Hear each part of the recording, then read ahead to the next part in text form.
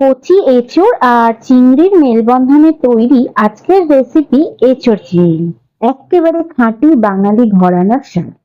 মশলার গন্ধ, নরম এঁচোড়ের টেক্সচার আর চিংড়ির অসাধারণ ফ্লেভার মিলিয়ে এই পদ ভাতের সঙ্গে হয়ে ওঠে একেবারে জমজমাট। খুব সাধারণ উপকরণ দিয়ে খুব কম সময় আমরা বাড়িতে এটি তৈরি করতে পারি। তাহলে চলুন আর দেরি না করে শুরু করা যাক আমাদের আজকের রেসিপি এঁচোড় চিংড়ি। নমস্কার, আমি রুম্পা। রান্নাঘরের স্বাদ কাহনের নতুন একটি পর্বে সবাইকে স্বাগত। এঁচোড় চিংড়ি বানানোর জন্য আমি এখানে নিয়ে নিয়েছি এঁচোড়। আর এঁচোড়টাকে আমি খোসা ছাড়িয়ে খুব ভালো করে ধুয়ে পরিষ্কার করে নিয়েছি। আর এঁচোড় কাটার সময় অবশ্যই কিন্তু হাতে একটু তেল লাগিয়ে এঁচোড়টা কাটবেন, না হলে এঁচোড়ের আঠা সারা জায়গায় লেগে যাবে। আর নিয়েছি আলু, আলুগুলোকে ডুমো ডুমো করে কেটে নিয়েছি। আর এই এঁচোড় চিংড়ি তৈরি করার জন্য আর একটা প্রধান উপকরণ হলো চিংড়ি। আমি চিংড়ি মাছগুলোকে ছাড়িয়ে নিয়েছি, ছাড়িয়ে খুব ভালো করে ধুয়ে পরিষ্কার করে নিয়েছিলাম।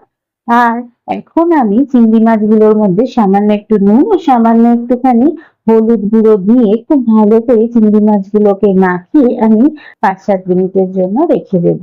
আর আমি এখানে 250 গ্রাম মতো চিংড়ি নিয়েছিলাম।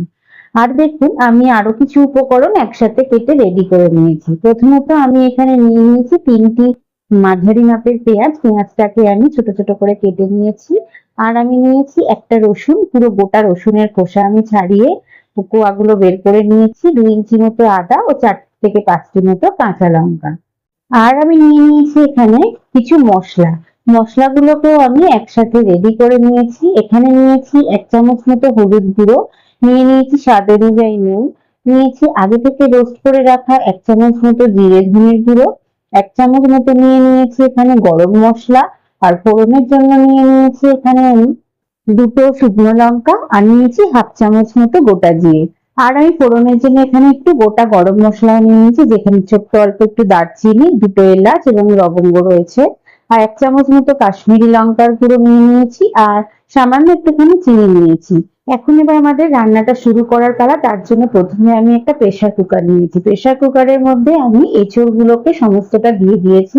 আর দিলাম পরিমাণ মতো জল, আর সামান্য একটুখানি হলুদ দিয়ে দিলাম, আর দিয়ে দিলাম অল্প একটু তেল। তেল দেওয়ার কারণে আমার এঁচোড়ের যে আঠাগুলো প্রেসার কুকারের গায়ে কিন্তু লাগবে না। তারপর ঢাকনা বন্ধ করে আমি 2টো মতো সিটি দিয়ে নেব। এঁচোড়টা সেদ্ধ হতে হতে আমি অন্যদিকে একটা মিক্সিং বোল নিয়ে নিয়েছি। তার মধ্যে আমি যে 3টি পেঁয়াজ নিয়েছিলাম কুচানো, সেই পেঁয়াজগুলোকে আমি মিক্সিং বোলের মধ্যে দিয়ে ঢাকনা বন্ধ করে একটা মিহি পেস্ট বানিয়ে নেব। পেঁয়াজ রেডি হয়ে গেলে আমি এখানে আবার একবার মিক্সিং বোল নিয়ে নিয়েছি। তার মধ্যে আদা, রসুন, কাঁচা লঙ্কা ও সামান্য জল দিয়ে আরো একটা মিহি পেস্ট বানিয়ে নেব আদা রসুনের। এদিকে মশলাগুলো রেডি হয়ে গেল। অন্যদিকে দেখুন, আমার এঁচোড়টাও কিন্তু সিদ্ধ হয়ে গেছে। আর এঁচোড়ের জলটা আমি সমস্তটা ফেলে দিয়েছি। দেখুন, এঁচোড়টা কিন্তু খুব ভালোভাবে সিদ্ধ হয়ে গেছে। আর একদম কিন্তু নরমও হয়নি, আর একদম কিন্তু বা শক্তও নেই।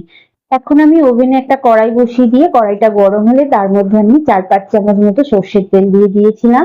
তেলটাকে দিয়ে তেলটাও গরম হলে আমি চিংড়ি মাছগুলোকে যে ম্যারিনেট করে রেখেছিলাম সেই চিংড়ি মাছগুলোকে দিয়ে খুব ভালোভাবে চিংড়ি মাছের 2টো পিঠ আমি ভেজে নেব। আর একটু লালচে করেই আমি চিংড়ি মাছগুলোকে ভেজে নিলাম। আর এখন আমি একটা পাত্রের মধ্যে সেই চিংড়ি মাছগুলোকে তুলে নেব। চিংড়ি মাছ ভাজার পর কড়াইতে যে তেল অবশিষ্ট ছিল সেই তেলের মধ্যেই আমি কেটে রাখা আলুগুলোকে দিয়ে দিয়েছি। আলুগুলোকে দিয়ে আমি হালকা একটু এদিক ওদিক করে নাড়িয়ে আলুগুলোকে একটু হালকা ভেজে নেব। আলুগুলোর রং যখন সোনালী রং ধরবে তখন আমি আলুগুলোকে তুলে নেব। আর এই আলুগুলো একটু হালকা ভাজা হয়ে যাওয়ার পর আমি এখানে দিয়ে দিলাম সিদ্ধ করে রাখা এঁচোড়।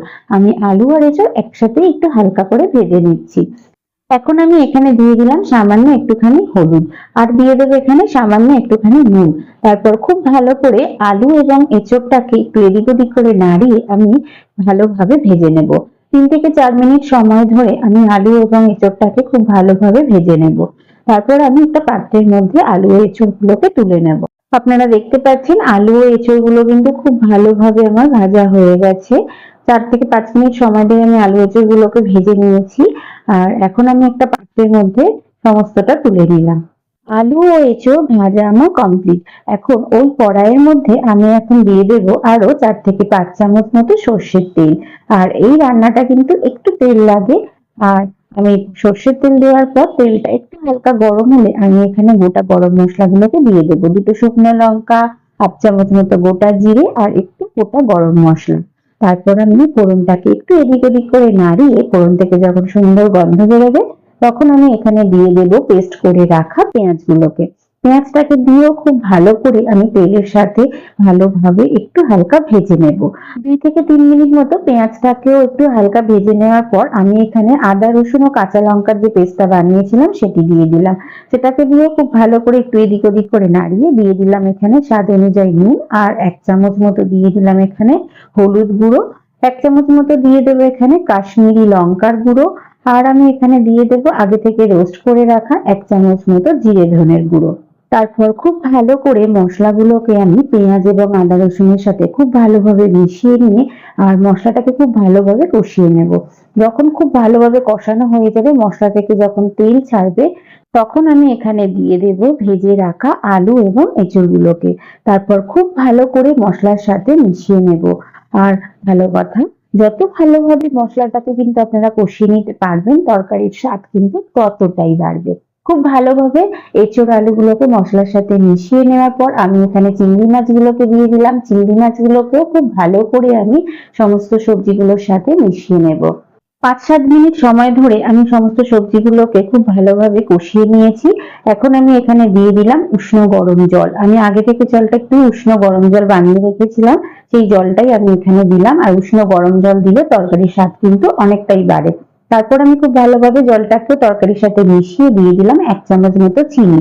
চিনিটাকে দিয়েও খুব ভালো করে আমি তরকারিটাকে একটু এদিক ওদিক করে নাড়িয়ে নেব।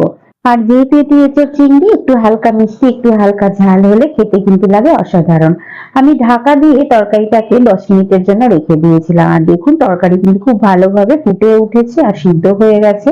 সবশেষে আমি এখানে দিয়ে দিলাম এখানে 1 চামচ মতো গরম মশলার গুঁড়ো। তারপর আমি গরম মশলার গুঁড়োটাকে খুব ভালোভাবে তরকারির সাথে মিশিয়ে শেষে আমি দিয়ে দিলাম 1 চামচ মতো ঘি। তারপর ঘিটাকে তরকারির সাথে আমি খুব ভালোভাবে মিশিয়ে নেব। আর এইভাবে আমি মিশিয়ে নেওয়ার পর আরো 5-7 মিনিট মতো ফুটিয়ে নিলেই আমাদের এঁচোড় চিংড়ি কিন্তু একদম রেডি হয়ে যাবে। আর এটি গরম ভাতের সাথে খেতে কিন্তু লাগে অসাধারণ। তাহলে আমার আজকের রেসিপিটি কেমন লাগলো? ভালো লাগলে অবশ্যই আমাকে একটা কমেন্ট করে জানাবেন। সেই সঙ্গে লাইক, শেয়ার এবং আমার চ্যানেলে নতুন বন্ধু হয়ে থাকলে সাবস্ক্রাইব করার অনুরোধ রইল। এবং পাশে থাকা বেল আইকনটি প্রেস করে অল নোটিফিকেশনটি অন করে দেবেন। তাহলে আমি যখনই কোনো নতুন ভিডিও আপলোড করব তার প্রথম নোটিফিকেশনটি আপনার কাছে পৌঁছে যাবে। সবাই খুব ভালো থাকবেন, সুস্থ থাকবেন এবং কাছের মানুষকে ভালো রাখার চেষ্টা করবেন। আবার খুব তাড়াতাড়ি ফিরে আসছি নতুন কোনো রেসিপি নিয়ে। ততক্ষণের জন্য সঙ্গে থাকুন এবং সঙ্গে রাখুন রান্নাঘরের 7 কাহন।